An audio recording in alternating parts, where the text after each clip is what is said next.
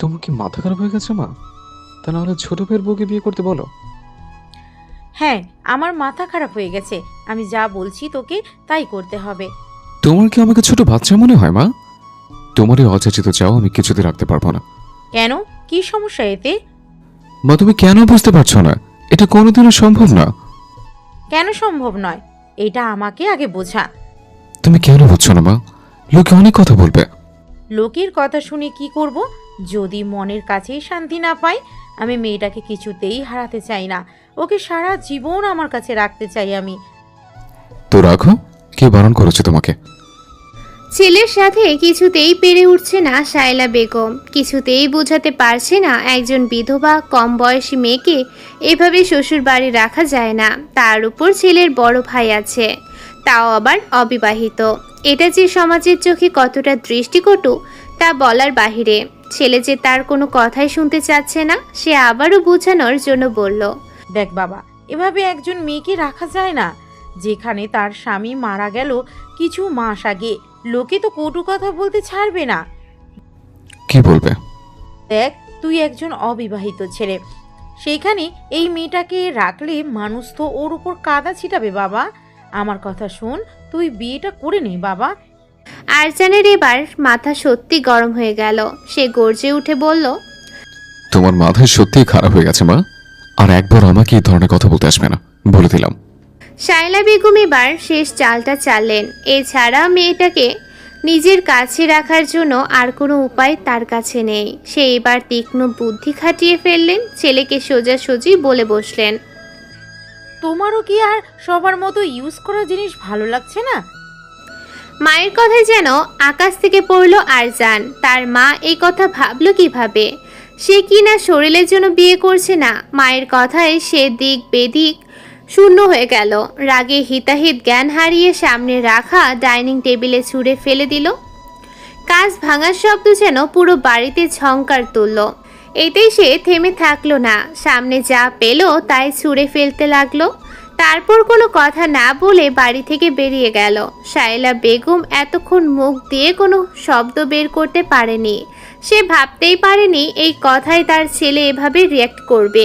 এমন হবে জানলে এ কথা কখনো কোনো দিনও বলতো না। তার এখন নিজেরই আফসোস হচ্ছে ছেলেকে এভাবে জোর করার জন্য। আসলে মেয়েটা তাদের ছেড়ে চলে যাবে ভাবলেই তার বুক ফেটে কান্না আসে। তার ছেলেটা তো চলে গেল, এখন মেয়েটাকেও হারালে সে নিঃস্ব হয়ে যাবে। তার ভাবনার মাঝেই কাছে হাত রাখলো আজমল চৌধুরী। তোমাকে আগেই বলেছিলাম আরজান কিছুতেই রাজি হবে না। স্বামীর কথায় হু হু করে কেঁদে ওঠে শাহেলা বেগম। নিজেকে আর সামলাতে পারছে না। একটা অ্যাক্সিডেন্ট সব শেষ করে দিল। তাদের সুখের সংসার পুরো ধূলিসাৎ হয়ে গেল। সে আর ভাবতে পারছে না। কোনো রকমে সে বলল, আমি একটু ঘরে যাই। কি হয়েছে, শরীর খারাপ লাগছে? তেমন কিছু না, একটু রেস্ট নিলে ঠিক হয়ে যাবে। এই বলে ঘরে চলে গেল শাহেলা বেগম। চারপাশে এতক্ষণ নিবর দর্শক হয়ে দাঁড়িয়েছিল সবাই। কেউ কোনো কথা বলার সাহস পায়নি, কিংবা বলার মতো কারোর কাছে কোনো কথাই নেই। এদিকে রেগে আরজান চলে আসলো একটা বারে।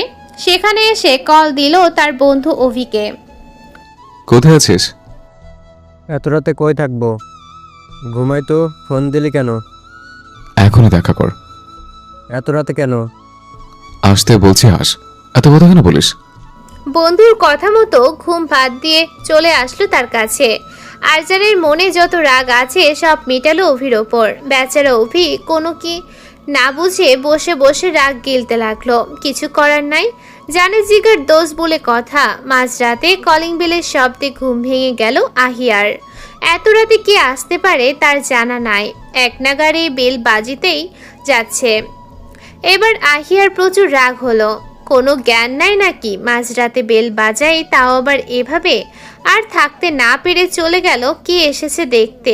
দরজা খুলতেই দেখতে পেল আরজান দরজার সাথে হেলান দিয়ে দাঁড়িয়ে আছে।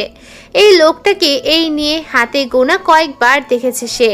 আহির যখন মারা গেল তখন দেখেছিল বোধহয়, তবে তখনকার কিছুই তার মনে নেই। সে শুনেছে আহিয়ের বড় ভাই কানাডাতে থাকে। এর বাইরে আর কিছুই জানে না সে। কাল সকালে বাড়িতে এসেছে, তখন দেখেছিল একবার। এসব ভাবনার মাঝে আরজান বলে উঠল, এভাবে দাঁড়িয়ে থাকবে নাকি আমাকে ভেতরে যেতে দেবে? আরজানের কথায় আহিয়া বেশ লজ্জা পেল। কোনো রকমে বলল, আসুন ভাইয়া। আরজান কোনো কথা ছাড়াই গম গম করে ভেতরে ঢুকে গেল। আহিয়া যেন মেন দরজার সিটকানি লাগিয়ে দিল। আস্তে পায়ে ভেতরের দিকে এগিয়ে এলো। তখন পেছন থেকে শুনতে পেল আরজানের কণ্ঠ। মা কি ঘুমিয়ে গেছে? আহিয়া দেয়াল ঘড়ির দিকে তাকিয়ে দেখলো রাত 2টো বাজে। এত রাতে কি কেউ জেগে থাকে নাকি? সে আর কিছুই না ভেবে উত্তর দিল, এত রাতে মা জেগে থাকবে কেন? আরজান ঘড়িতে তাকিয়ে দেখলো 2:01 বাজে। সে আর কথা বাড়ালো না, আস্তে আস্তে সিঁড়ি বেয়ে নিজের ঘরে চলে গেল। আহিয়াও আর কিছু না ভেবে একটু পানি খেয়ে ঘুমাতে চলে গেল। সকালের মৃদু মন্দ বাতাসে ঘুম ভেঙে গেল আহিয়ার। বাহিরে তাকিয়ে দেখলো সূর্যি মামা এখনো উঠেনি। সে আর কিছুই ভাবলো না, চলে গেল উজু করতে। নামাজের সময় এখনো আছে।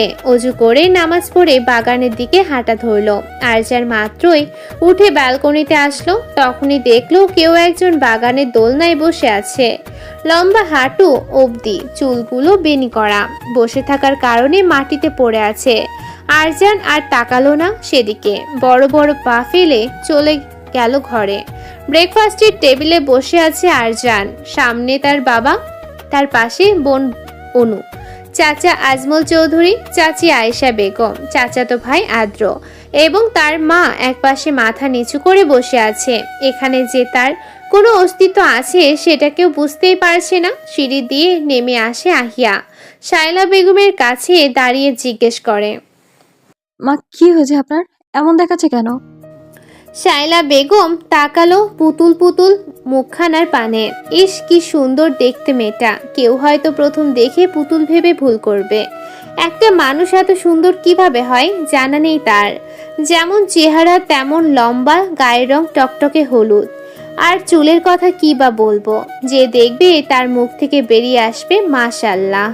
শায়লা বেগম আর তাকাতে পারলেন না এই মুখটার দিকে। মেয়েটা জীবনে কষ্ট ছাড়া আর কি বা পেল? বাবার বাড়িতে সুখ নাই, বিয়ে করে এসে স্বামীর সুখ সহ্য হলো না, এখন আবার সেই জায়গায় ফিরে যেতে হবে। ভাবলেই তার বুক ফাটে।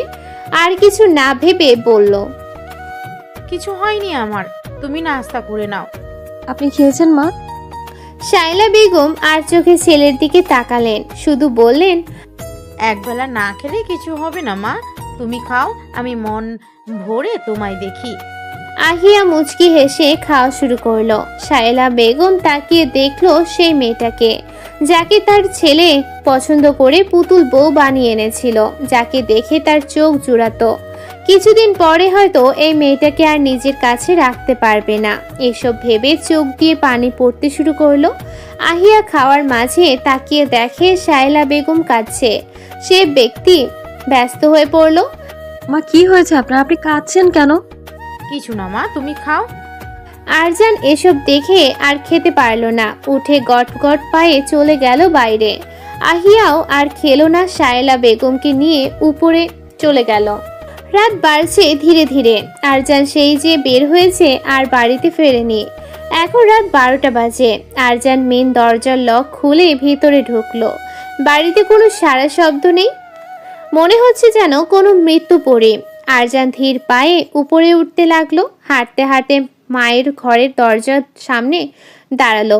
এত রাতে ভেতরে ঢুকবে নাকি ঢুকবে না সেটাই ভেবে পাচ্ছে না। ঘরের ভেতরে লাইট জ্বলছে, তাহলে কি তার মা এখনো জেগে আছে? দরজায় হাত রাখতেই শুনতে পেল বাবার কণ্ঠ, শায়লা কিছু খেয়ে নাও, সকাল থেকে না খেয়ে আছো, এবার তো তোমার শরীরের সত্যি খারাপ করবে।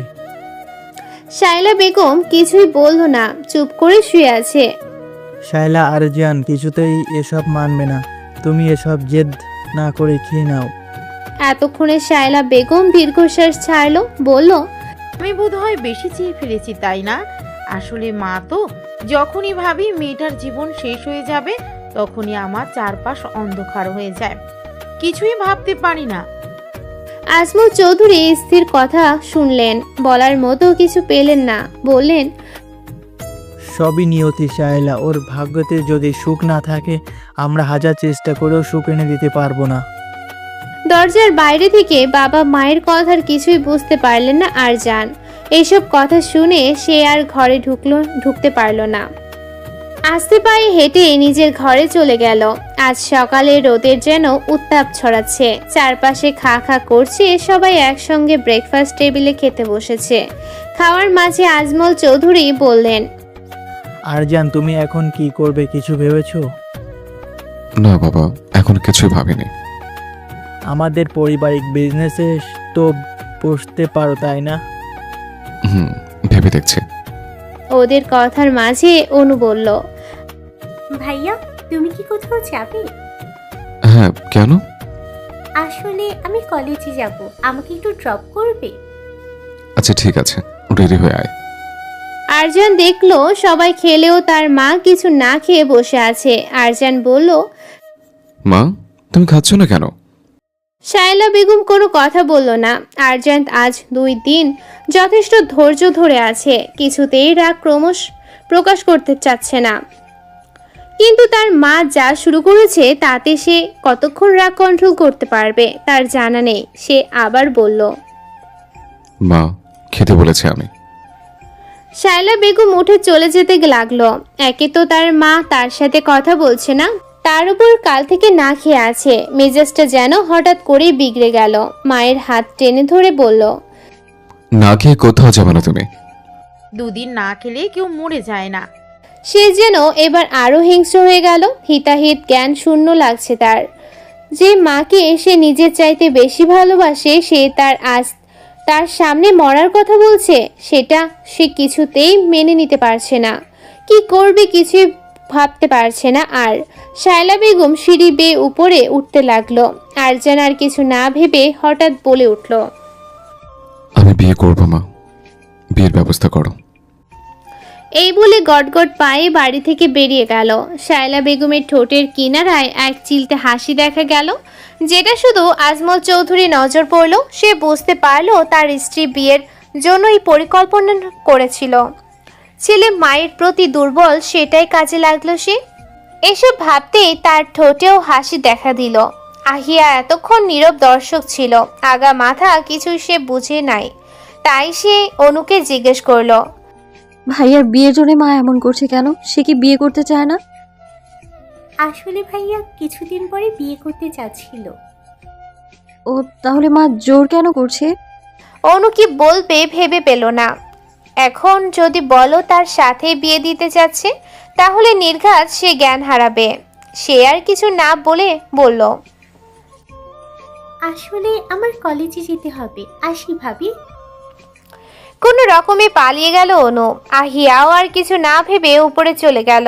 বিকেলের দিকে শায়লা বেগম আহিয়ার ঘরের সামনে আসলো, বলল, আহিয়া, কি করো মা? মা আপনি আসুন, দাঁড়িয়ে আছেন কেন? শায়লা বেগম ঘরের ভেতরে প্রবেশ করলো। তার হাতে একটা ব্যাগ। আহিয়া সেটা দেখে বলল, মা আপনার হাতে কি? শায়লা বেগম বলল, এটা পরে তৈরি হয়ে নাও তো মা। কি আছে এতে মা? একটা শাড়ি আছে, পরে নাও। শাড়ি কেন হঠাৎ মা? কোথাও যেতে হবে নাকি?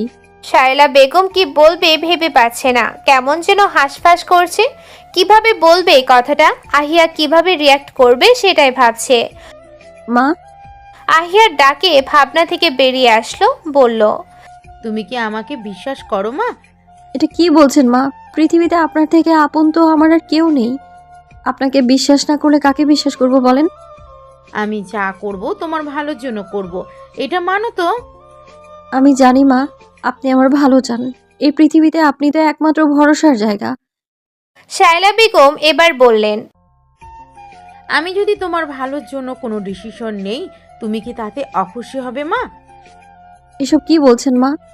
আপনার সব রকম ডিসিশন আমি মাথা পেতে নেব। আমি তোমার জীবনটা আবার রঙিন করে দিতে চাই মা, তোমাকে ভালোভাবে বাঁচতে দিতে চাই। কি বলছেন মা? আমি তো ভালো আছি। আল্লাহর হয়তো আমার সুখ সহ্য হয়নি, তাই আমার স্বামীকে কেড়ে নিয়েছে। আমি সব মেনে নিয়েছি মা, সব কিছু মেনে নিয়েই ভালো আছি আমি। শায়লা বেগম বললেন, আমি তোমার বিয়ে দিতে চাই মা। আহিয়া যেন আকাশ থেকে পড়ল। কি বলছে তার শাশুড়ি এসব? অবিশ্বাস্য চোখে তার দিকে চাইলেন। কিছুতেই বিশ্বাস হচ্ছে না তার কথা। সে বলল, আপনি আমার সাথে মজা করতে এসেছেন তাই না মা? মজা করতে আসি নাই আমি মা, সত্যি বলছি। মা এটা কি করে সম্ভব? সব সম্ভব মা, তুমি শুধু রাজি হয়ে যাও। তোমার জীবনটা সাজিয়ে দেওয়া আমার দায়িত্ব মা। আমি বেঁচে থাকতে তোমাকে সুখী দেখতে চাই। আহিয়ার চোখ ফেটে পানি পড়তে লাগলো। সে কি করবে এখন? সে তো আহিরকে ভালোবাসে। অন্য কাউকে কিভাবে সে মেনে নিবে? আহিরের জায়গায় অন্য কাউকে সে ভাবতেই পারছে না। ধপ করে সে মেঝেতে বসে পড়ল। হাউমাউ করে কাঁদতে লাগলো সে। শায়লা বেগম তার পাশে বসে পড়ল। তার মাথায় হাত রেখে বলল, আমাকে একটু বিশ্বাস করো মা, তোর খারাপ আমি চাইবো না। তোকে ভালো রাখার দায়িত্ব আমার। আহিয়ার পাথর বনে গেছে। মুখ দিয়ে তার কোনো কথাই বের হচ্ছে না। শুধু চোখ দিয়ে পানি পড়ছে। শায়লা বেগম বলল, যদি মনে করো আমি তোমার মা, মন থেকে যদি বিশ্বাস করো আমি তোমার ভালো চাই, তাহলে এই শাড়িটা পরো। আমি অপেক্ষায় থাকবো। এটা বলে গটগট পায়ে ঘর থেকে বের হয়ে গেল। আহিয়া সেদিক পানে ঝাপসা চোখে তাকিয়ে রইল। আরজান সেই সকালে এসেছে অভির ফ্ল্যাটে। আসছে পর্যন্ত তার মুখ দিয়ে কোনো কথা বের হয়নি। অভি এত করে বলে যাচ্ছে কি হয়েছে, কিন্তু তার মুখে কোনো কথাই নেই। রাগে ফুসফুস করছে শুধু। অভি না পেরে বলেই ফেলল, শালা তোর বউ কি করে কারোর সাথে বেগে গেছে নাকি? এমন রেগে বোম হয়ে আছিস কেন? আমার আজ বিয়ে। অভির চোখ কপালে উঠে গেল। কি বলে এই ছেলে? মনে হয় নেশা করে তার বাড়িতে এসেছে। তা না হলে এই কথা বলে? যে ছেলে বিয়ে করবে না বিদেশ পাড়ি দিয়েছিল, সে এখন বলছে তার আজ বিয়ে ভাবা যায়? কয় প্যাক খেয়েছিস? কি? ভাই, সাত সকালে এসব খেয়ে এসেছিলে তাই এমন ধুম মরে বসে আছিস? আগে বলবি তো, তাহলে তো এত কথা খরচ করতাম না। আরজান থম মেরে দাঁড়িয়ে গেল। দরজার দিকে যেতে যেতে বলল, বিয়েতে থাকতে চাইলে চলে আসিস, নাহলে বন্ধুর বিয়ে আর জন্মে দেখা হবে না তোর। অভি চকিতে তাকালো তার দিকে। তার মানে আরজান মজা করছে না, সত্যি বলছে। কিন্তু কি এমন হলো যে সে বিয়ে করতে রাজি হয়ে গেল? চোখ মুখ তো সুবিধার লাগছে না তার কাছে। কিছুই তো বিশ্বাস হচ্ছে না তার। আর কিছু না ভেবে তার পিছু পিছন ছুটল সে। চৌধুরী বাড়িতে নানান রকম আয়োজন চলছে। নানান পদের রান্না হচ্ছে। সব রান্না শায়লা বেগম নিজের হাতে করছে। তাকে সাহায্য করছে ছোট জা আয়েশা বেগম। তাদের খুশির আজ শেষ নাই। মেয়েটাকে নিজেদের কাছে রাখতে পারবে ভেবে আনন্দে আত্মহারা তারা। অনু বসে আছে আহিরার ঘরে। মা তাকে বলেছে আহিয়াকে তৈরি করে দিতে। সে কখন থেকে এসে বসে আছে, কিন্তু আহিয়া পাথরের মতো বসে আছে ঘরের মেঝেতে। সেই যে বিকেলে এভাবে বসেছে, এখনো সে এভাবেই আছে। কোনো নড়চড় নাই তার মাঝে। অনু বলল, ভাবি আর কতক্ষণ বসে থাকবে? এবার তো রেডি হয়ে নাও। মা এসে এমনভাবে দেখলে অনেক কষ্ট পাবে। তুমি কি মায়ের উপর ভরসা করতে পারছো না? তার এই কথায় যেন কাজ হলো। উঠে দাঁড়িয়ে পড়ল সে। আস্তে আস্তে বাথরুমের ভেতরে চলে গেল। ঝর্ণা ছেড়ে তার নিচে দাঁড়িয়ে গেল। গলা ছেড়ে চিৎকার করে বলতে লাগলো। সেই চিৎকারে অনু কেঁপে উঠল। জামা দুই হাতে খামচে ধরল। মনে মনে বিড়বিড় করলো, একদিন তুমি বুঝবে ভাবি, মা তোমার জন্য কি করেছে। শুধু তোমাকে ভালো রাখার জন্য এত সব কিছু। সেদিন তোমার এই অশ্রুগুলো হাসি হয়ে ঝংকার তুলবে। সেদিন সবাই মুগ্ধ হয়ে সেদিকে তাকিয়ে থাকবে। তোমার মনেও কোনো দোটানা থাকবে না সেদিন। মিলিয়ে নিও। চোখে থেকে কয়েক ফোঁটা অশ্রু গড়িয়ে পড়ল অনুর। গোলাপি একটা কাতান শাড়ি পরেছে আহিয়া। ফর্সা গায়ে শাড়িটা যেন ঝলমল করছে। রূপ যেন ঠোকরে বেরিয়ে আসতে চাচ্ছে। অনু হাঁ করে তাকিয়ে আছে তার দিকে। তার দেখায় শ্রেষ্ঠ সুন্দরী তার ভাবি। এত সুন্দর মেয়ে সে কখনো দেখেনি। তার ভাই কোথা থেকে খুঁজে এনেছিল তাকে ভেবে পায় না সে। একদম যেন জল জ্যান্ত পরী। পরী দেখার সৌভাগ্য না হলেও তার আফসোস নাই। সে যে চোখের সামনে পরীরূপে মানুষ দেখতে পায়, এতেই সে খুশি। ভাবি, তোমাকে যা লাগছে না, একদম হুড়পড়ি। আহিয়া কিছুই বলল না। চুপ করে বসে আছে, ভাবছে মানুষের জীবনে কখন কি হয়ে যায়। সে কি সকালে ভেবেছিল তার সাথে এমন কিছু হবে? আসলে নিয়তি বলে একটা জিনিস আছে যা আমরা চেয়েও পাল্টাতে পারবো না। নিয়তি যে দিকে নিয়ে যাচ্ছে সে শুধু পুতুলের মতো সেই দিকেই যাচ্ছে, এর বেশি আর কিছুই না। তার ভাবার মাঝে দরজায় কড়া নাড়ার শব্দ। কাজের মেয়ে ময়না দাঁড়িয়ে আছে দরজার সামনে, বলল, বড় আম্মায় ডাকতাছে আপনার গো, কাজী সাহেব আইয়া পড়ছে। বুকের মধ্যে ধুক করে উঠল আহিয়ার। কি হতে চলেছে তার সাথে? সে তো একজনকে ভালোবাসে, তাকে মনের মধ্যে রেখে অন্য কারোর সাথে সংসার কিভাবে করবে সে?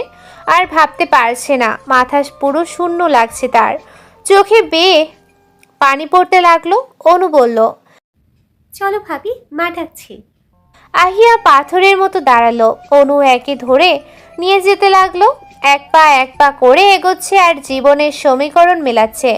সে আহিরকে ভালোবেসে বিয়ে করেছিল, তাদের তো ভালোবাসার কোনো কমতি ছিল না। তাহলে কেন সব কিছু শেষ হয়ে গেল? তার কি ভালো থাকার কোনো অধিকার নেই? সিঁড়ি বেয়ে নামছে আর এসব ভাবছে আহিয়া।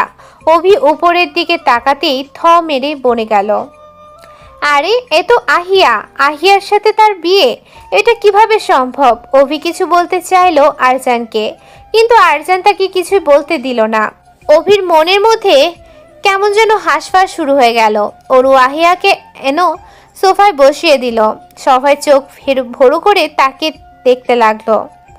এত সুন্দর লাগছে তাকে বলার বাহিরে। আহিয়া একবারের জন্য উপরে তাকালো না, মাথা নিচু করে বসে আছে সে। আরজান একবার তাকালো আহিয়ার দিকে, সাথে সাথে কার বুকের মধ্যে ধুক করে উঠল, সাথে সাথে চোখ নামিয়ে নিল সে। কাজী সাহেব সব কিছু পড়ে আহিয়াকে বললেন, তুমি কি এই বিবাহ কবুল করছো মা? এতক্ষণ কাজী কি বলল সে কিছুই শুনতে পেল না। তার মন তো এদিকে নেই, সে অন্য একটা জগতে আছে। কবুল বলছে না দেখে শায়লা বেগম এগিয়ে আসলো তার দিকে, তার কাঁধে হাত রেখে বললেন, কবুল বলো মা। আহিয়া অশ্রু ভেজা চোখে তার দিকে তাকালো। সে চোখ দিয়ে আশ্বাস দিল তাকে, মাথায় ভরসার হাত রাখলো। আহিয়া একটা নিঃশ্বাস নিল, তারপর নিঃশ্বাস বন্ধ করে বলল, কবুল। সবাই আলহামদুলিল্লাহ বলে উঠল। এবার তার মনে হলো বিয়েটা কার সাথে হলো সে তো এটাই জানে না। তার তো জানা উচিত কার সাথে সে সারা জীবন কাটাতে চলেছে। আর কিছু না ভেবে ফট করে সামনের দিকে তাকালো, সাথে সাথে চোখাচোখি হয়ে গেল আরজানের সাথে। কিন্তু তার পাশে বসা ছেলেটাকে সে চেনে মনে হচ্ছে, কোথায় যেন দেখেছে, কিন্তু কিছুতেই মনে করতে পারছে না। তবে কি এই লোকটার সাথে তার বিয়ে হয়েছে? মা কেন একবারও তাকে এসব নিয়ে কথা বলল না? তার তো অন্তত এটা জানা উচিত ছিল। সে চোখ নামিয়ে নিল। বিয়ে শেষ হতেই কাজিনকে খাবার খেতে দেয়া হলো, সে খেয়ে বিদায় নিল। বাড়ির সবার এখন খাওয়ার পালা। শায়লা বেগম আহিয়াকে নিয়ে আরজানের পাশে চেয়ারে বসিয়ে দিল। আহিয়া চুপ করে বসে রইল। খাবার তার গলা দিয়ে নামবে না, তবুও মায়ের কথা রাখতে বসে রইল। আহিয়া সবার খাওয়া শেষ হলে নিশ্চয়ই তার শ্বশুর বাড়ি চলে যেতে হবে। আবার একটা শ্বশুর বাড়ি, মানুষগুলো কেমন হবে তার জানা নেই। এসব ভাবনার মাঝে দেখলো শায়লা বেগম মুখের সামনে ভাতের লোকমা দিয়েছে। এত মানুষের সামনে সে তাকে অপমান করতে চাইলো না, খেয়ে নিল। এভাবে খাইয়ে দিতে লাগলো সে। খাবার শেষ হতেই তার দম বন্ধ হয়ে আসতে লাগলো। আহিয়া ভাবলো এখন বুঝি তার বিদায়ের পালা। তার ভাবনা পাল্টে দিয়ে শাহেলা বেগম বললেন, অনু, আহিয়াকে উপরে নিয়ে যাও। আহিয়ার ভাবনার অবসান ঘটল। প্রশ্নবোধক চাহনিতে শাশুড়ির দিকে তাকালো। অনু তাকে উপরে নিয়ে যেতে লাগলো। সে আর কিছু জানতে পারল না। অনু যখন তাকে তার ঘরে না নিয়ে আরজানের ঘরের সামনে নিয়ে আসলো, তখন সে প্রশ্ন, অনু এখানে কেন আনলে? তুমি এখানেই থাকবে তাই। এখানে কেন থাকবো? আমার রুমে চলো।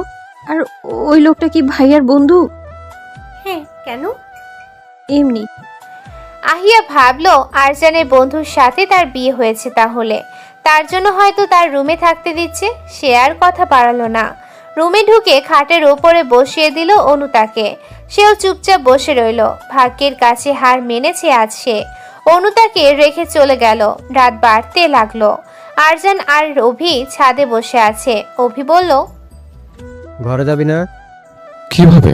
লজ্জা আমার মাথা কাটা যাচ্ছে। লজ্জা কিসের? ও আমার ছোট ভাইয়ের বউ ছিল।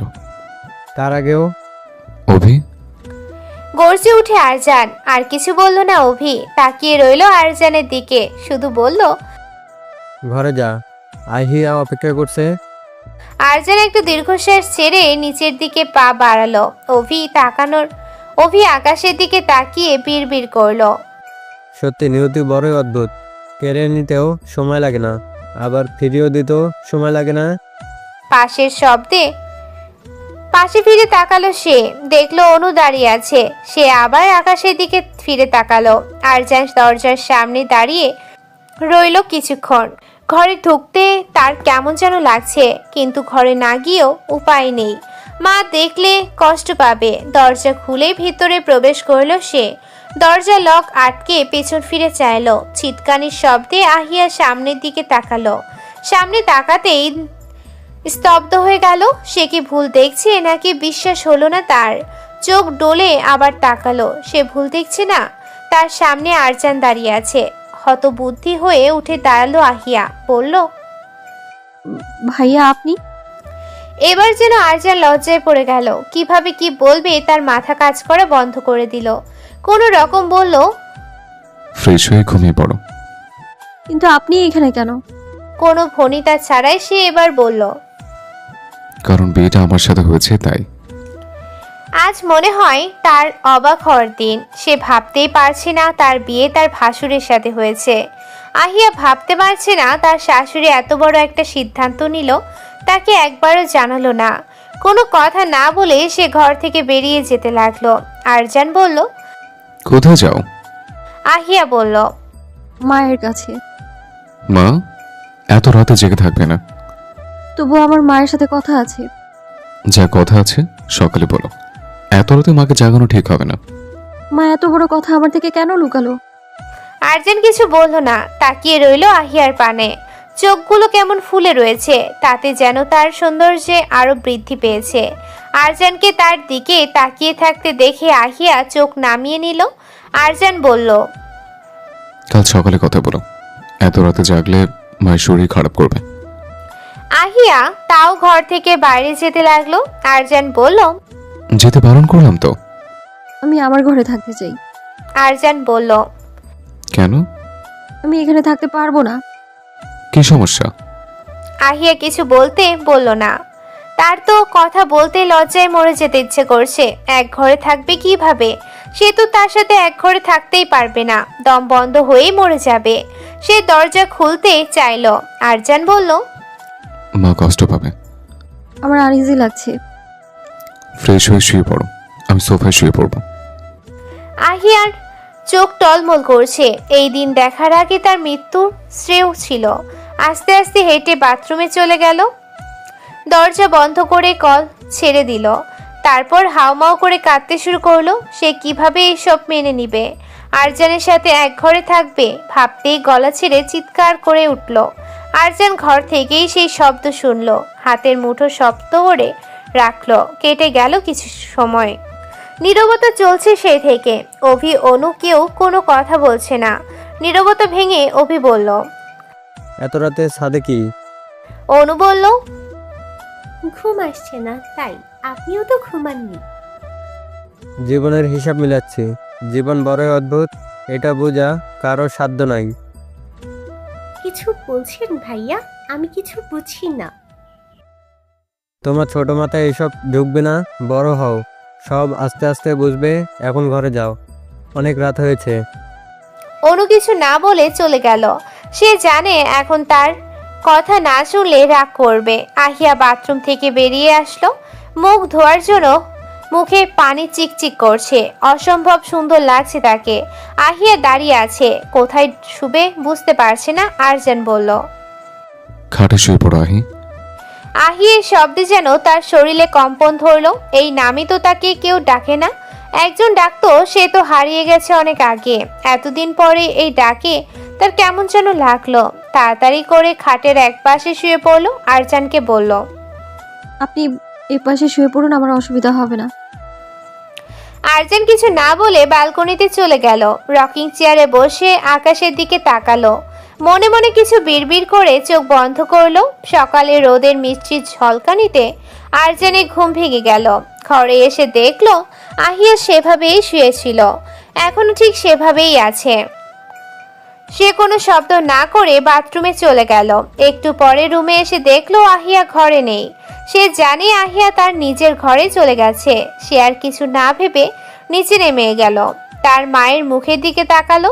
তার মায়ের মুখে খুশির ঝলকানি। সে বসে পড়ল টেবিলে। তার মা তাকে খাবার দিয়ে বলল, আহিয়া কোথায়? ওর রুমে গেছে ফ্রেশ হতে। শায়লা বেগম আর কিছু না বলে আরজানকে খেতে দিতে লাগলো। একে একে সবাই চলে এসে বসে পড়ল।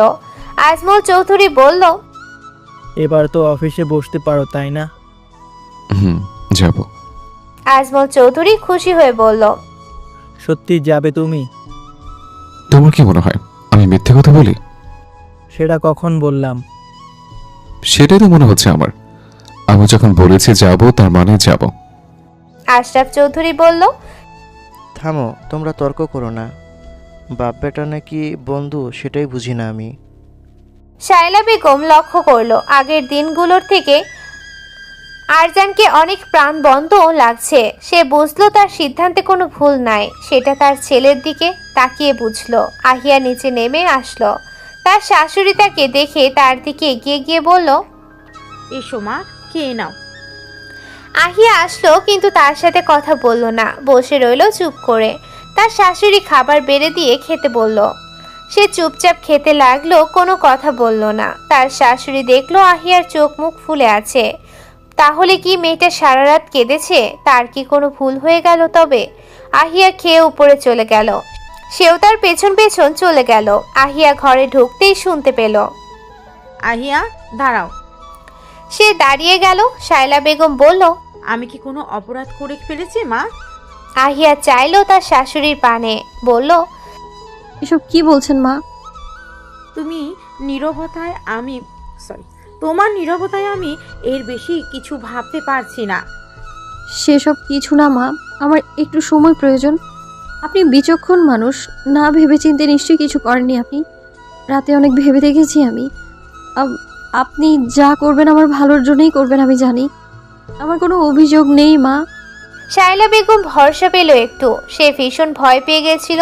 এখন তার সব চিন্তার অবসান হলো। সে বলল, আচ্ছা মা, তুমি রেস্ট নাও, আমি আসি। আহিয়া মাথা কাত করে সম্মতি জানালো। শায়লা বেগম চলে যেতে গিয়ে পিছনে ফিরল, বলল, তুমি ফ্রেশ হয়ে আরজানের ঘরে চলে যাও মা। আহিয়া কোনো রকমে বলল, আচ্ছা মা। শায়লা বেগম চলে যেতেই সে ব্যালকনিতে চলে গেল। আরজান আজ বাবার সাথে অফিসে গেছে। আজমল চৌধুরী সবার সাথে তার পরিচয় করে দিচ্ছে। মেয়ে স্টাফগুলো হাঁ করে তাকিয়ে গেছে তার দিকে। এত সুন্দর হ্যান্ডসাম স্যার তাদের অফিসে জয়েন করেছে। সবার মনে যেন লাড্ডু ফুটছে। কোনো রকম একে পটাতে পারলে লাইফ সাইন। এইসব ভেবে মেয়েগুলো মনে মনে বাঁকা হাসি দিল। আজমল চৌধুরী তার কেবিনে আরজানকে এনে তার চেয়ারে বসিয়ে দিল। আরজান বলল, বাবা, এটা তো তোমার চেয়ার, আমি কেন বসাচ্ছ? এটা এতদিন আমার ছিল, আজ থেকে এই চেয়ার তোমার। আমি কোম্পানির সব দায়িত্ব তোমার কাছে দিলাম, আশা করি তুমি সব দায়িত্ব নিষ্ঠার সাথে পালন করবে। আরজান বলল, তুমি যখন আমাকে বিশ্বাস করে দায়িত্ব দিয়েছ, আমি সেই বিশ্বাসের মান রাখবো ইনশাআল্লাহ। আজমল চৌধুরী খুশি হয়ে চলে গেল। আরজান চেয়ারে বসে ফাইলগুলো দেখতে লাগলো। বাড়িতে আহিয়া সারাদিন তার ঘরেই কাটালো। এখন তো সন্ধ্যা লেগে গেছে। সে এবার কি করবে? তার তো এবার আরজানের ঘরে যেতে হবে। সে কি করবে এবার? অনু হাসলো। অনু আসলো তার রুমে, বলল, ভাবি, মা ডাকে তোমাকে। কেন? জানি না। আচ্ছা তুমি যাও, আমি আসছি। অনু চলে গেল। আহিয়া একটু বসে তারপর বাইরে গেল। নিচে নামতেই শায়লা বেগম বলল, আহিয়া মা, এই শরবতটা আরজানকে দিয়ে আয় তো মা। আহিয়া চমকে উঠল। এই কাজের জন্য তার শাশুড়ি ডেকেছে। এবার সে কি করবে? সে হাত মুচড়ামুচড়ি করতে লাগলো। শায়লা বেগম সেটা দেখেও পাত্তা দিল না। যা মা, তাড়াতাড়ি যা, ছেলেটা ঘেমে অস্থির হয়ে গিয়েছে। যা গরম পড়েছে আজ। আহিয়া শরবতটা হাতে নিয়ে সামনের দিকে পা বাড়ালো। হাঁটতে হাঁটতে আরজানের দরজার সামনে দাঁড়ালো। সে কি রুমে ঢুকবে? আরজানকে সে কি বলবে, কিভাবে কথা বলবে, সেসব ভাবলো সে। দরজায় হাত রাখতেই শুনতে পেল।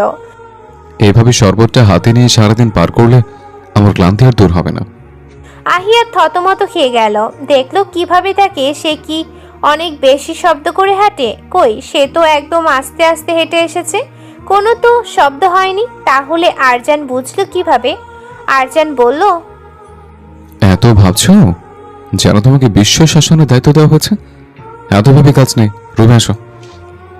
আহিয়া ভাবে সে এত স্বাভাবিক আচরণ কিভাবে করে। নিশ্চয়ই তার মায়ের মন রাখতেই এমন ভাবে ব্যবহার করছে।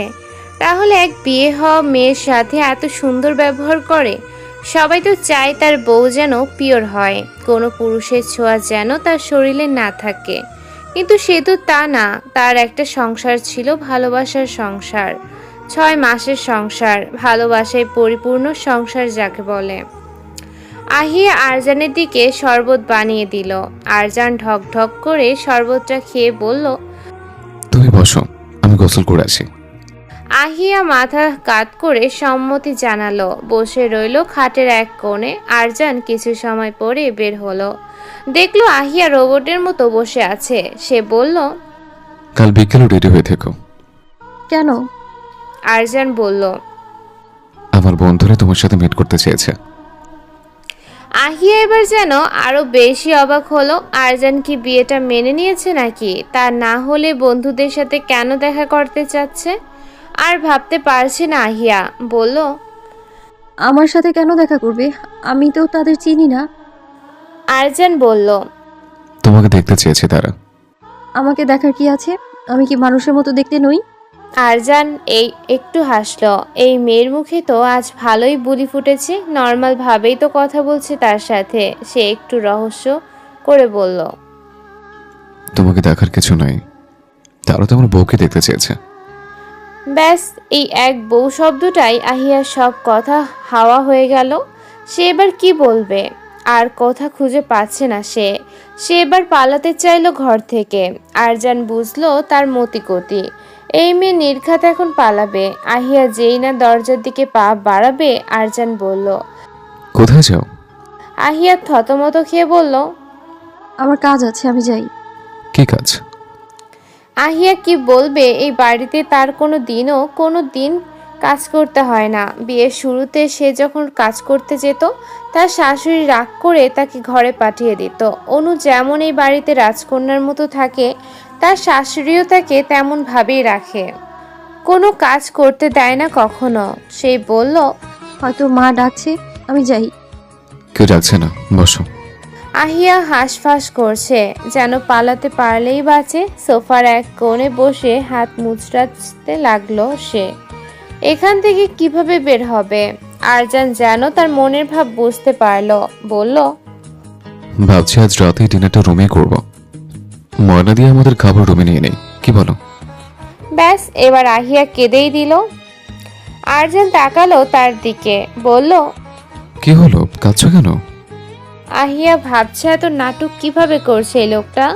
তার মা তো এখন এখানে নেই, তাহলে এত নর্মাল ভাবে কথা বলে তো তাকে অস্বস্তিতে ফেলছে। কেন বুঝতে পারছে না এই ব্যবহারে সে কষ্ট পাচ্ছে? তার মতো অভিনয় করতে পারছে না সে, তার কি দোষ? সেসব ভাবতেই ফুপিয়ে উঠল আহিয়া। আরজান বলল, বি নর্মাল আহি, জটিল করে না ভেবে সবটা সহজ করে মেনে নাও। আমাদের তো একদিন সব মেনে নিতেই হবে, তাহলে নর্মাল বিহেভ করতে কি সমস্যা? আমি পারছি না, আমার কাছে এসব বড় কঠিন কাজ, আমি পারছি না মেনে নিতে। এই বলে কাঁদতে কাঁদতে রুম থেকে বেরিয়ে গেল। আরজান হাতের মুঠো শক্ত করে দাঁড়িয়ে রইল। রাতে খাবার টেবিলে সবাই চুপচাপ খাচ্ছে। আহিয়া না খেয়ে শুধু খাবার নাড়ছে। শায়লা বেগম বলল, খাচ্ছ না কেন মা? আহিয়া বলল, মা, আমার পেট ভরা, খেতে পারছি না। তুমি তো কিছুই খাওনি মা। সত্যিই খেতে পারছি না আমি। আচ্ছা ঠিক আছে। আহিয়া উঠে চলে গেল রুমে। আরজান বলল, মা, কাল বিকেলে আহিকে নিয়ে একটু বাইরে যাব। শায়লা বেগম অবাক হলো। যে ছেলে বিয়ে করতে চাচ্ছিল না, সে এখন ওকে নিয়ে বাইরে যেতে চাচ্ছে। কি ব্যাপার সে কিছুই বুঝতে পারছে না। ছেলেকে কেমন রহস্য মানব লাগছে তার কাছে। কিছু একটা সন্দেহ হচ্ছে তার। সে শুধু বলল, কোথায় যাবে? বন্ধুরা ওকে দেখতে চাচ্ছে। বাড়িতে আসতে বলো। এবার বাইরেই মিট করি মা, পরে না হয় কখনো বাড়িতে আসতে বলবো। শাইলা বেগম মাথা নেড়ে সম্মতি জানালো। আরজান খাবার খেয়ে চলে গেল। শাইলা বেগম যাকে বলল, আয়েশা, তুই সব একটু ময়নার সাথে গুছিয়ে রাখ, আমি রুমে গেলাম। আচ্ছা ভাবি। আরজান যখন রুমে আসলো তখন দেখলো পরের দিন বিকেলে আহিয়া কি পরে রেডি হবে ভেবে পেল না। আগে তো আহিরের সাথে বের হলে সে শাড়ি পরে বের হতো, এখন কি পরবে মাথায় আসছে না। তখনই ফোনে টুং করে মেসেজের শব্দ হলো। ওয়ার্ড্রোবে একটা বক্স আছে, সেটা পরে রেডি হয়ে নাও। আহিয়া বক্সটা বের করে দেখলো তাতে একটা কালো শাড়ি আছে। কালো শাড়ির ওপরে সারা পাথর বসানো, সাথে একটা রেডিমেড ব্লাউজ। আর একটা বক্স বের করে দেখলো তাতে সাদা ডায়মন্ডের সিম্পল নেকলেস। এসব দেখে আহিয়া ভাবনায় পড়ে গেল, এগুলো কখন আনলো? কাল এনেছে বলে তো মনে হয় না। তাহলে এগুলো এখানে কিভাবে এলো? মাথায় নানান চিন্তা ঘুরপাক করছে। এসব ভাবতে ভাবতে সে তৈরি হয়ে নিল। আয়নায় দাঁড়াতেই সে চমকে উঠল। এত সুন্দর লাগছে। সে কি আসলে এত সুন্দর, নাকি কালো রঙে এত সুন্দর লাগছে? গলায় যেন সাদা পাথরগুলো চিকচিক করছে। তার শাশুড়ি আজ আবার একটা ছোট্ট ডায়মন্ডের নোজপিন পরিয়ে দিয়েছে। সব মিলিয়ে তাকে যেন কোনো অপসরীর থেকে কম কিছু লাগছে না। চোখে গাঢ় করে কাজল লাগানো, ঠোঁটে হালকা পিঙ্ক কালারের লিপস্টিক, ব্যাস তার সাজ পরিপূর্ণ হয়েছে। সে নিচে নেমে আসলো। অনু তাকে দেখে বলল, ওয়াও ভাবি, একদম ব্ল্যাক কুইন লাগছে তোমাকে। অনুর কথা শুনে সবাই তাকালো তার দিকে। সবাই যেন হা হয়ে গেল। তার শাশুড়ি এগিয়ে গিয়ে বলল, মাশাআল্লাহ, কারো নজর না লাগুক। আহিয়া মুচকি হাসলো। আয়েশা বেগম এসে বলল, সাবধানে যেও মা। আচ্ছা ছোট মা। ফোনের মেসেজে আহিয়া তাকালো, দেখলো বাইরে অপেক্ষা করছে। আহিয়া তার শাশুড়িকে বলল, মা বাইরে যেতে বলেছে। আচ্ছা যাও মা। আহিয়া চলে গেল বাহিরে। আয়েশা বেগম বলল, ভাবি, তুমি একদম সঠিক সিদ্ধান্ত নিয়েছো। এত ভালো বউ হাজার খুঁজলেও পেতাম না আমরা। হ্যাঁ রে ছোট, মেয়েটা বড্ড ভালো, তাই তো কাজ ছাড়া করতে পারলাম না। তুই চিন্তা করিস না, তোর জন্য এমন বৌমা এনে দিব। দুই যা প্রাণ খুলে হাসতে শুরু করলো। রেস্তোরাঁতে বসে আছে চারজন, অভি, সিয়াম, সিয়া, রাহা। সবাই অপেক্ষা করছে আরজানের জন্য। অনেক সময় ধরে তারা বসে আছে, তার আসার খবর নেই। আরজান গাড়িতে বসে আছে। হঠাৎ করে বাইরে চোখ গেল, অমনি তার চোখ আটকে গেল, নিঃশ্বাস বন্ধ হয়ে গেল, চোখ যেন একেবারে স্থির হয়ে গেল। বুকের বাপাশে হাত চলে গেল। এমনটাই তো কল্পনা করেছিল সে। তার কল্পনার থেকেও বেশি সুন্দর লাগছে আহিয়াকে। ভাবনার মাঝে আহিয়া তার কাছে চলে এলো, বলল, কোথায় বসবো? আরজান তার পাশের দরজা খুলে দিল। আহিয়া এসে পাশের সিটে বসে পড়ল, সিট বেল্টটা লাগিয়ে দিল। আহির তাকে বলেছিল গাড়িটা উঠে যেন সিট বেল্ট বাঁধতে না বলে। সে এটা সব সময় মনে রাখে। সে তো আহিরের কিছুই ভুলতে চায় না কখনো। আরজান গাড়ি স্টার্ট দিল। আহিয়া ভাবনা থেকে বেরিয়ে আসলো, গাড়ি চলতে শুরু করলো। 30 মিনিট পরে একটা রেস্টুরেন্টের সামনে এসে দাঁড়ালো। আরজান বেরিয়ে আসলো। আহিয়ার দরজা খুলে দিয়ে হাত বাড়িয়ে দিয়ে বলল, এসো। আহিয়া কি করবে? আর হাত ধরতে পারবে না সে, তার কিছুতেই পারবে না। হাত মুষ্টামুষ্টি করতে লাগলো। আরজান বুঝতে পেরে সরে দাঁড়ালো, বলল, নেমে এসো। আহিয়া বেরিয়ে আসলো। আরজান গাড়ি লক করে সামনের দিকে হাঁটা ধরলো। আহিয়া তার পেছন পেছন যেতে লাগলো। সিয়া রেস্টুরেন্টের দরজার সামনে তাকাতেই দেখলো আরজান আসছে। সে খুশি হয়ে উঠে দাঁড়ালো, সামনে পা বাড়াতে যাবে। তখনই তার পেছনে একটা মেয়েকে আসতে দেখলো। দূর থেকে কেউ বুঝতে পারছে না মেয়েটাকে, শুধু অভি জানে মেয়েটাকে। আর একটু সামনে আসতেই সবাই বিস্ফোরিত চোখে সামনে তাকালো। এ কি দেখছে? সত্যি দেখছে নাকি? তাদের যেন বিশ্বাসই হচ্ছে না সামনে দাঁড়ানো মেয়েটা আহিয়া। এটা কিভাবে সম্ভব? ওর তো আহিরের সাথে বিয়ে হয়ে গেল গেছিল। তবে কিভাবে হলো এসব? সবাই অভির দিকে তাকালো। অভি মাথা নেড়ে বুঝালো সবাই সত্যি দেখছে। এইভাবে কারোর কোনো ভুল নেই, এখানে কারোর কোনো ভুল নেই। সিয়ার যেন পুরনো ক্ষোভ আবার তাজা হয়ে গেল। এই মেয়ে জীবনেও তার পেছনে ছাড়বে না। রাগে ফুসফুস করতে লাগলো। অভি হাত ধরে চুপ করে থাকতে বলল। আরজান এসে টেবিলে বসলো। সবাইকে আহিয়ার দিকে এভাবে তাকিয়ে থাকতে দেখে আহিয়া লজ্জা পেল। তার মনে হলো সবাই যেন তাকে আবেগ থেকেই চেনে, কিন্তু এটা কিভাবে সম্ভব? সে তো অভি ছাড়া কাউকে কোনো দিন দেখেইনি। অভি বলল। বসো আহিয়া। আরজান তার দিকে চোখ রাঙিয়ে তাকালো। সে থতমত খেয়ে বলল। আরে না না ভাবি, বসেন। আহিয়া তার কথায় লজ্জা পেয়ে গেল। সে তো অনেক ছোট, তাকে ভাবি বলছে কেন? সে বলল। না ভাইয়া, আপনি আমার নাম ধরেই ডাকবেন, আমি তো আপনার ছোট বোনের মতো। অভি মাথা নেড়ে সম্মতি জানাতে চাইল। তার আগে আরজান তার পায়ে একটা লাথি মেরে দিল। বেচারা চিৎকার করে উঠল, বলল। না না, বন্ধুর বউকে ভাবি ডাকাই ভালো, নাম ধরে ডাকা ঠিক হবে না। আহিয়ার কিছু বলল না। টেবিলের নিস্তব্ধতা ছড়িয়ে পড়ছে। সিয়াম বলল। কি বলিস? সিয়াম চোখ গরম করলো তার দিকে। সে সেসব পাত্তা দিল না, বলল। ভাবি আপনার কি পছন্দ বলবেন? আমরা সবাই আপনাদের পছন্দের খাবো আজ। আহিয়া বলল। ভাইয়া আপনারা যা খুশি অর্ডার করতে পারেন, আমি সবই খাই। সিয়াম নিজের মতো অর্ডার করতে লাগলো। ওয়েটার এক এক করে খাবার সার্ভ করতে লাগলো। Chicken fry, chicken fish fry, chicken kebab, pizza, pasta, salad, আরও নানা রকমের বাহারি খাবার। ওয়েটার কফি রাখতে গিয়ে আহিয়া শাড়ির ওপরে পড়লো। আরজান সাথে সাথে রেগে গেল। চোখ কোথায় থাকে দেখে চলতে পারো না? ওয়েটার ভয় পেয়ে গেল, তাড়াতাড়ি সরি বলে চলে গেল। আরজান বলল। আহি, ওয়াশরুমে চলো। আহিয়া উঠে গেল তার সাথে। আরজান তাকে বলল। যাও, আমি আছি পাশে। আহিয়া বাথরুমে চলে গেল। আরজান আসতেই সিয়া তার উপর ফেটে পড়ল। তুই আহিয়াকে কেন বিয়ে করছিস আরজান? মা বলেছে তাই। তুই তো তোর মায়ের জন্য বিয়ে করিস না আরজান, তুই নিজের ইচ্ছেতে আহিয়াকে বিয়ে করেছিস, তাই না বল? বেশি বুঝিস? হ্যাঁ হ্যাঁ, বেশি বুঝি। আমি জানি তুই নিজের ইচ্ছেতে বিয়েটা করেছিস। সবাইকে ভুল বোঝাতে পারবি, আমাকে না। আরজান ব্রু কুচকে তাকিয়ে রইল তার দিকে। সিয়াম বলল। আরজান, তুই তো জানিস আমি তোকে কতটা ভালোবাসি। আমিও বাসি, তবে সেটা বন্ধু হিসেবে, এর বাইরে নয়। সিয়া জুতো খুলে ছুঁড়ে মারল তার দিকে। সিয়াম ক্যাচ ধরে ফেলে দাঁত কেলিয়ে হাসলো। সিয়া বলল। সিয়ার কান্না পেল খুব। দাঁত দিয়ে ঠোঁট কামড়ে ধরে কান্না আটকালো। এত মানুষের সামনে তো এভাবে কান্না করা যায় না। আস্তে হেঁটে বসে পড়ল। এর মাঝে আহিয়া বাইরে আসলো। আরজান তাকে নিয়ে আবার টেবিলের সামনে এসে বসে পড়ল। আহিয়া খাওয়া শুরু করলো। রাহা বলল। আহিয়া, পড়াশোনাটা কি করছো নাকি বাদ দিয়ে দিয়েছো? আহিয়া বলল।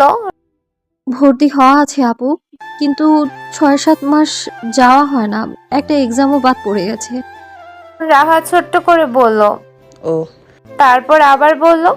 পড়াশোনাটা করো, জীবনে স্বাবলম্বী হওয়াটা অনেক জরুরি। মেয়েদের সমাজে এমনিতেই কোনো মূল্য নেই। আহিয়া ঘাড় কাত করে সম্মতি জানালো। আরজান বলল। এবার উঠি, রাত হয়ে যাচ্ছে, মা টেনশন করবে। এতক্ষণ অভি কথা বলল। আর কিছুক্ষণ পরে যা। না, এমনি তো অনেক দেরি হয়ে গেছে। আহি, চলো। আহিয়া উঠে দাঁড়ালো, সবাইকে বলল। আপনারা সবাই বাসায় আসবেন কিন্তু, আমি অপেক্ষায় থাকবো আপনাদের। আরজান দেখলো আহিয়া অনেক প্রাণ বন্ধ হয়ে গেছে, সবার সাথে কত মন খুলে কথা বলেছে। তার অনেক ভালো লাগলো। মনে হলো মাঝে মাঝে বাইরে আনলেও সে অনেকটাই সহজ হয়ে যাবে। সে চিন্তা করলো এবার থেকে মাঝে মাঝে সে আসবে ওকে নিয়ে। বলল। চলো আহি। আহিয়া সবার থেকে বিদায় নিয়ে চলে গেল। সিয়াও উঠে চলে গেল। আস্তে আস্তে সবাই যে যার মতো চলে গেল। গাড়িতে কেন কোনো কথাই বললো না। বাড়িতে এসে দুজনে রুমে চলে গেল। রুমে এসে আহিয়া আয়নার সামনে দাঁড়িয়ে সব অর্নামেন্টস খুলতে লাগলো। নেকলেসটা খুলতে গিয়ে বাঁধলো বিপত্তি। চুলের সাথে হুক আটকে গেল। সে টানাটানি শুরু করে দিল। কয়েকটা চুল ছিঁড়ে গেল, তবুও খুলতে পারল না। এদিকে অনেকটা রাত হওয়ায় সবাই মনে হয় শুয়ে পড়েছে। সে এবার কি করবে? আরজান আর চোখে সবটাই লক্ষ্য করলো। সে এবার এগিয়ে এলো আহিয়ার দিকে, বলল, কোনো হেল্প লাগবে? আহিয়া চমকে গিয়ে বলল, না না, আমি পারবো। কেমন পারবে তা তো দেখতেই পারছি। আহিয়া মাথা নিচু করে নিল। তার ফ্রেশ হওয়া অনেক দরকার, এখানে আর থাকতে পারছে না। গরমে হাঁসফাঁস লাগছে তার। আবার আরহানের থেকে কোনো হেল্প নিতেও পারবে না। কথা না বলে মাথা নিচু করে রাখলো। আরজান বলল, আই থিঙ্ক এইটুকু হেল্প করলে তেমন কোনো ক্ষতি হবে না। আহিয়া মাথা নেড়ে সম্মতি জানালো। আরজান তার দিকে এগিয়ে এলো, হাতে দিয়ে ফুল এক সাইডে সরিয়ে দিল। এতেই যেন আহিয়ার কাঁপাকাঁপি শুরু হয়ে গেল। আরজান চুল ছাড়াতে গেলে তার হাত আহিয়ার পিঠ ছুঁয়ে যায়। আহিয়ার শরীর ভয়ঙ্করভাবে কেঁপে ওঠে। দুই হাত দিয়ে শাইল খামচে ধরে। আরজান চুল ছাড়িয়ে বুক খুলে দিল। আহিয়ার সাথেই সরে দাঁড়ালো। এতক্ষণ সে দম বন্ধ করে দাঁড়িয়েছিল, এবার যেন একটু শ্বাস নিল। আরজান সবটাই লক্ষ্য করলো এতক্ষণ, তবুও সে কিছু বলল না। আহিয়া কাপড় নিয়ে বাথরুমে চলে গেল। 20 মিনিট পরে সে বেরিয়ে আসলো। চুল থেকে টপটপ করে পানি পড়ছে, মুখের পানির দানা চিকচিক করছে। অপরূপ সুন্দর লাগছে দেখতে। আরজান ঘরের মধ্যে চলে গেল। আস্তে আস্তে হেঁটে আহিয়ার কাছে চলে গেল। আহিয়া সেদিক লক্ষ্য করে বলল, কিছু বলবেন ভাইয়া? আরজানের ব্রু কুঁচকে গেল। ভাইয়া কাকে বলল তাকে? সে তার ভাইয়া লাগে? বিয়ে করা বউ তাকে ভাইয়া ডাকছে? ভাবতেই রাগ লাগলো তার। হাত মুঠো করে বলল, আমি তোমার ভাই হই? আহিয়া থতমত খেয়ে গেল। সে তো ভুলেই গেছিল তার বিয়ে হয়েছে, তাও আবার এই লোকটার সাথেই। এভাবে ভাই ডাকাটা মোটেও উচিত হয়নি তার। এবার লজ্জা লাগছে, কি বলবে এবার। মাথা নেড়ে না বলল। তাহলে ভাইয়া বলছো কেন? সরি। আরজান আহিয়ার দিকে তাকিয়ে আছে, চোখ সরালো না, দাগ হয়ে পড়েছে তার। সে বলল, আর এসব বলবে না, ঠিক আছে? আচ্ছা। চুল শুকিয়ে নাও, ঠান্ডা লেগে যাবে। আহিয়া আচ্ছা বলে সরে গেল। আরজান ফ্রেশ হতে গেল। এসে দেখলো আহিয়া শুয়ে পড়েছে এক পাশে। আরজান ব্যালকনিতে চলে গেল। রকিং চেয়ারে বসে জীবনের হিসাব মিলাতে লাগলো। জীবন এত জটিল কেন?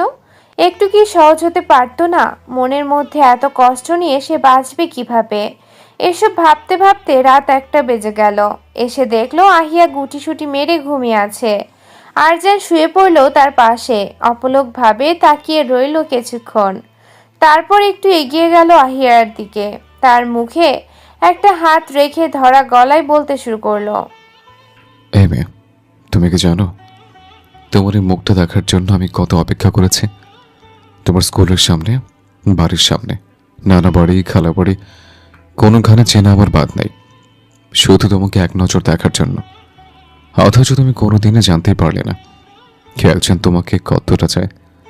ছোট ভেবে তোমার সামনে কখনো ভালোবাসার দাবি নিয়ে দাঁড়ায়নি, কিন্তু সেটাই যেন আমার জীবনের সবচেয়ে বড় ভুল হয়ে গেল। তুমি ভালো ঠিকই বাসলে, কিন্তু সেটা আমাকে না, আহিরকে। আমাকে কিভাবে বাসবে বলো তো? তুমি তো আমাকে কখনো দেখোইনি, তাই না? তুমি জানো মেয়ে, আহির যেদিন তোমার ছবি আমাকে দেখালো, আমার পুরো পৃথিবী থমকে গেল। আমি নিজের চোখকে বিশ্বাস করতে পারছিলাম না। আমার এত বছরের একটু একটু করে জমানো ভালোবাসা এক নিমেষেই শেষ হয়ে গেল। ছোট ভাইয়ের ভালোবাসাকে আমি কিভাবে ভালোবাসি বলো তো? এইটুকু বলেই আরজান থামলো। তার গলা ধরে আসছে। এতদিনে লুকানো কষ্ট একটু হলেও প্রকাশ করতে পারছে। আহিয়ার সামনে হয়তো এই কথা কোনোদিনও বলতে পারবে না। তার এই কথা সাক্ষী না হয় এই নিস্তব্ধ রাত আর বদ্ধতার থাকুক। একটু দম নিল আরজান, তারপর আবার বলল, তোমার সাথে আহিরকে আমি কিছুতেই দেখতে পারবো না। নিজের ভাইকে সব থেকে বড় শত্রু লাগছিল। এসব দেখতে না পেরে বাড়ি জমালাম লন্ডনে। কিন্তু কি হলো বলো তো? আহির অ্যাক্সিডেন্টে চলে গেল আমাদের ছেড়ে। আমি তাও তোমার মুখের সামনে আসতে পারছিলাম না। 6 মাস কেটে গেল। হঠাৎ মায়ের জরুরি তরফে আমার আসতে হলো তোমার মুখোমুখি। তুমি কি জানো তোমাকে দেখে আমার মনে ভূমিকম্প সৃষ্টি হয়েছিল। বুঝবে কি করে? আমি তো বুঝতে দেইনি কাউকে। একবার যখন তোমাকে পেয়েছি, সৃষ্টিকর্তা ছাড়া আর কেউ তোমাকে আমার থেকে আলাদা করতে পারবে না। তারপর কানের কাছে গিয়ে ফিসফিস করে বলল, আই লাভ ইউ জান, আই লাভ ইউ লট। তারপর কপালে একটা চুমু দিয়ে বুকের সাথে জড়িয়ে নিল, যেন কত বছর পরে মরুভূমিতে বৃষ্টির দেখা পেয়েছে। এভাবেই সে নীরবে চোখ বন্ধ করলো। আজ শান্তির ঘুম আসবে সে। অনেকদিন নির্ঘুম রাত পার করেছে, আজ শান্তিতে ঘুম হবে তার। সকালের মিষ্টি রোদের ঝলকানিতে ঘুম ভেঙে গেল আহিয়ার। চোখ খুলতেই চোখ ছানা বড়া হয়ে যায়। সে আরজানকে জড়িয়ে ধরে শুয়ে আছে। এটা কিভাবে হলো? সে কখন আনলো আরজানের কাছে? ঘুমের ঘোরে এরকম একটা কাজ করে ফেললো সে। লজ্জায় মাটির সাথে মিশে যেতে ইচ্ছে করছে তার। আরজান যদি তাকে এমন অবস্থায় দেখে সে কি করবে? না না, সে লজ্জায় মরে যাবে। আরজান ঘুম থেকে ওঠার আগেই তাকে এখান থেকে পালাতে হবে। সে আরজানকে সরিয়ে উঠে পড়ল, তাড়াতাড়ি করে ঘর থেকে বেরিয়ে গেল। আজ আর এমুখো হবে না সে। কি লজ্জা তার, শোয়া এত খারাপ হলো কবে থেকে? যদি আরজান জেগে থাকতো ভাবতেই দিল এক দৌড়। অনু আসছিল এদিকটাই। আহিয়া দৌড়ে আসাতে ব্যালেন্স না রাখতে পেরে দুজনে ধপাস। অনু চিৎকার করে বলল, মাগো, আমার কোমরটা বোধহয় শেষ। এভাবে কেউ দৌড়ায়? সাঁতারা করেছে নাকি? আহিয়া কি বলবে? সে লজ্জা থেকে পালাতে গিয়ে তার উপর পড়েছে। এই কথা শুনলে সে তাকে সারাদিন খেপিয়ে মারবে। ভুলেও সে এই সব বলবে না তাকে। সে আমতা আমতা করে বলল, আরে তেমন কিছু না, এমনি। এমনি এত সকালে দৌড়াচ্ছ? কাহিনী কি বলো তো, সত্যি করে বলবে কিন্তু। এবার আহিয়া পড়ল বিপাকে। সে যে লজ্জার কাজ করছে এসব সে কিছুতেই বলতে পারবে না। সে বলল, আরে এত কথা না বলে চলো তো, প্রচুর ক্ষুধা পেয়েছে।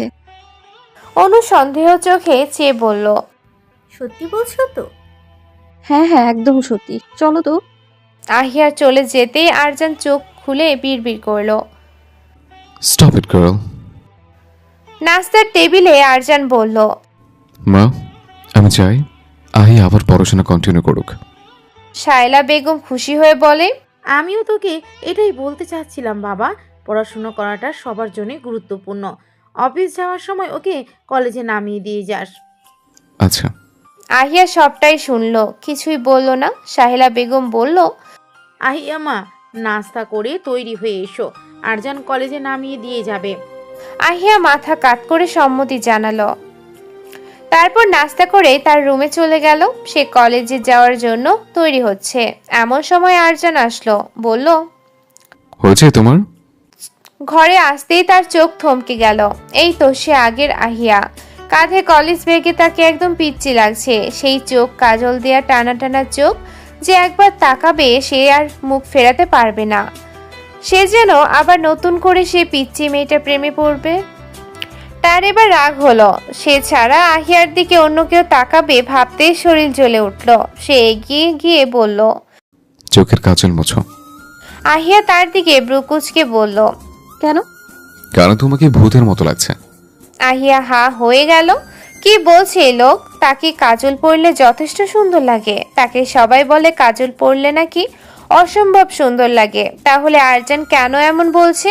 সে বলল, কি যাতা বলছেন, আমাকে তো সুন্দরই লাগছে। আরজান বিড়বিড় করে বলল, একটু বেশি সুন্দর লাগছে, আর সেটা আমার সহ্য হচ্ছে না। স্টুপিড। কিন্তু মুখে বলল, আমার বলার আমি বললাম, মুছবে নাকি মুছবে না সেটা তো আমার ব্যাপার। পরে যখন ভূত ভেবে সবাই জ্ঞান হারাবে তখন আমাকে বলো না কেন তোমাকে জানাইনি। আহিয়া তো বেকুব ভরে গেল। তাকে এতটাই খারাপ লাগছে মানুষ ভূত ভেবে ভয় পাবে? সত্যি নিশ্চয়ই বাজে লাগছে।